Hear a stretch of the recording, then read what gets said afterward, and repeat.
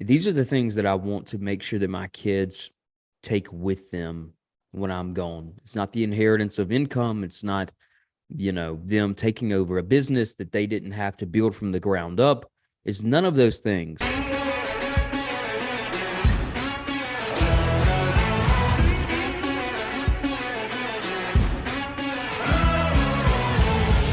Welcome to the Men Over Mountain Project. I'm your host, Dalton Yateman, and here we band together to overcome life's most complicated mountains. Whether you are a father, husband, entrepreneur, or influencer, we find ways to take action and become a man over our mountains.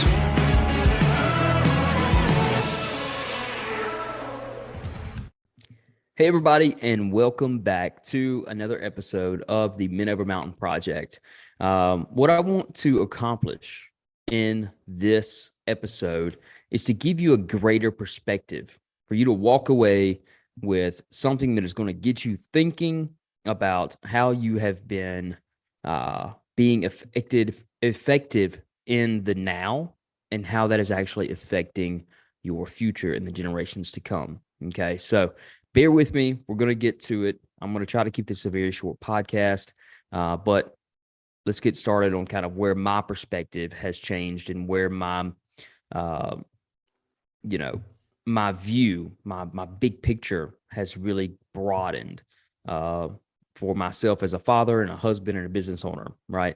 So, as a lot of you may know, I am what I would consider to be a first generational father, meaning I didn't really have a great example of one, and so really figuring this stuff out as I go, and also first generational husband. Didn't really have a good example there either, and a first generational business owner, right? Never really had any wealth that was passed down. We grew up in poverty. We were homeless a couple of different times, different things like that. So there's a lot of new stuff for my bloodline. Okay.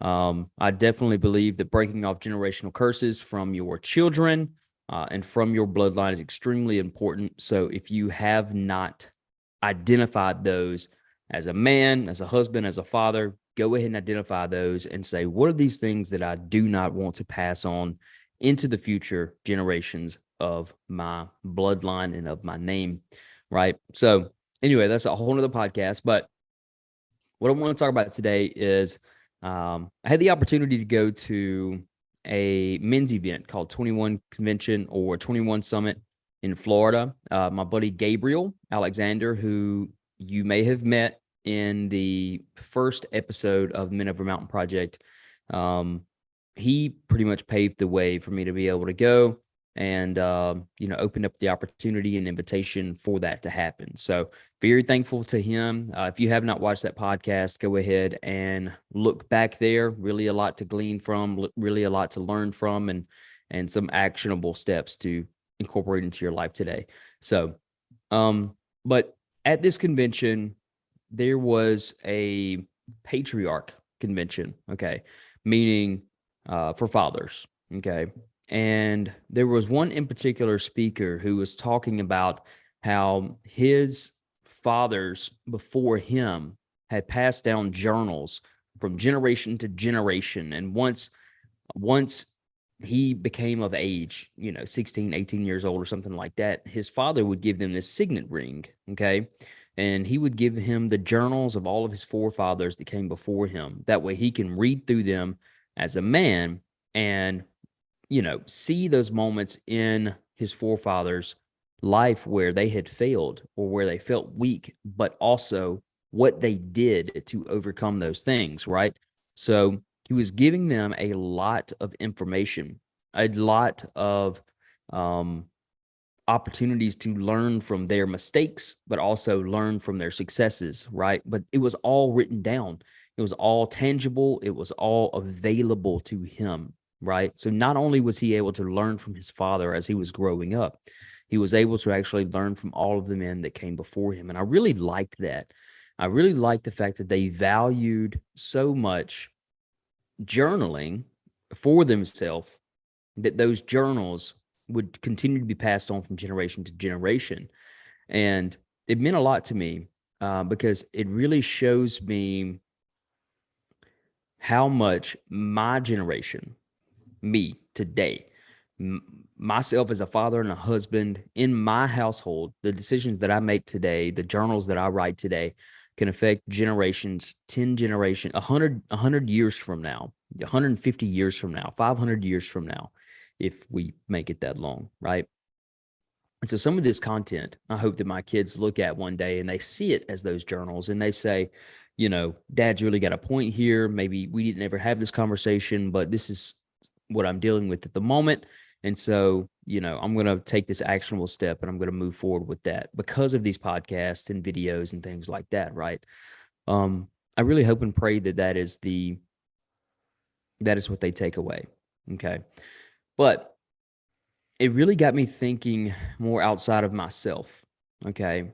So as men, we tend to think about, okay, we got bills coming in next week. We got to make sure that we get, enough hours this past paycheck. We got to make sure that we stay on top of the finances. We got to make sure that we go grocery shopping and meal prep and organize all these different things, all these small things, right? That we get so caught up in just the things that we have to do over and over and over and over again that we lose that opportunity to be present and intentional with our kids and with our wife, right? And with our businesses.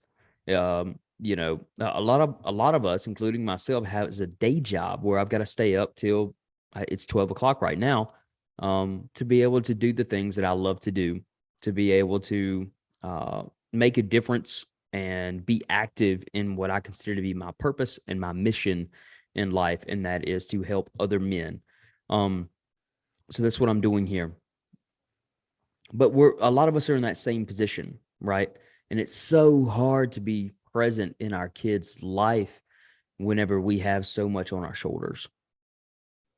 But I think it becomes a lot easier whenever you consider the fact that all of the generations past today, all of the generations past our own children and our children, their blood is on our hands. So if we as men, as fathers and as husbands and as business owners do not do our part, do not do what we are supposed to do, then we are either blessing or cursing the futures of all the generations after us. Now, every 100 years or so, there is one person who comes in and they completely just veer off of the rut that all of the other men before them have kind of created, move in the same direction, doing nothing with their life, not being intentional with their kids or what they pass along or anything like that. So my question to you is that you? Are you the one who did not have those examples in your life? Do not have those journals to some extent in your life to be able to look back and see the mistakes of your forefathers or see the successes of your forefathers or anything like that? Are you willing to, even though you don't have those resources, begin to create those resources for the generations to come? Because I want to talk a little bit about inheritance, okay? And I may be building a business right now that may not be as successful as I would like it to be. My dream is so much larger than myself, huge facility, all these different things. I've talked about this before, but that does not mean that the generations that come after me are going to pursue that's going to be their mission or their passion or anything like that. And I understand that, right? So this dream may die with me, and that's completely fine. But what cannot die with me are these things. These are the things that your kids and your wife need to inherit, specifically your kids. They need to know the fundamentals, right? They need to know the small things that school cannot necessarily teach you. They need to know finances. They need to know, the difference between good and evil. They need to know how to treat people, how to communicate properly, how to present themselves, all of the small things, all of just the personable things, how to get about in life, right? Those are the fundamentals, okay? And then there is faith, okay? For my kids, It's not about how much of the Bible that they know. It's about how much of the God who wrote the Bible they know, to me. And I want them to be able to find that relationship with God on their own, but I also want to be an example of a man that has a relationship with God, and every decision that I make is an assignment from the Lord, right? Every step that I take is a step of obedience to serve God by serving others, right? So I want to be that example. And then knowing the difference between good and evil. I know I mentioned that was a fundamental earlier, but I really want to give it its own slot, because morality is easily stolen by people who plant seeds into the minds of children, which we see a lot right now. They won't really want to change the definition of things. They really want to kind of test the difference between freedoms. I believe there is a freedom from sin, and I believe there is a freedom to sin. And I believe that the world that we live in now is really trying to push the limitations on how many sins we can get away with, how many evil things we can pursue and get away with just because we can, right? And so, how is it that I teach my kids good from evil, right? Be an example, okay? These are the things that I want to make sure that my kids take with them when I'm gone. It's not the inheritance of income. It's not, them taking over a business that they didn't have to build from the ground up. It's none of those things, because they're going to have a mission from God. They're going to have a mission for people in this world. They're going to try to make a difference to some extent, and giving them the tools to be able to do so, to be able to make those decisions and come to those conclusions on their own, to be smart enough and capable enough to actually pursue those things, is what's important to me. And that's my mission. That's my purpose. You have to think 50 generations from now. Will they look back and will they say that you were the cornerstone, you were the starting point, and it has to start with you? Nobody else is going to do it. You cannot count on the next generation or the generation after that to take this torch, light it, and then run it into the future. Are you brave enough?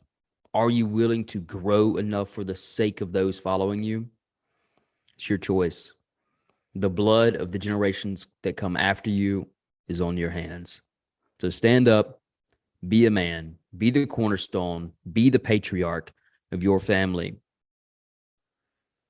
because it's necessary, and that is the only way that this world is ever going to change.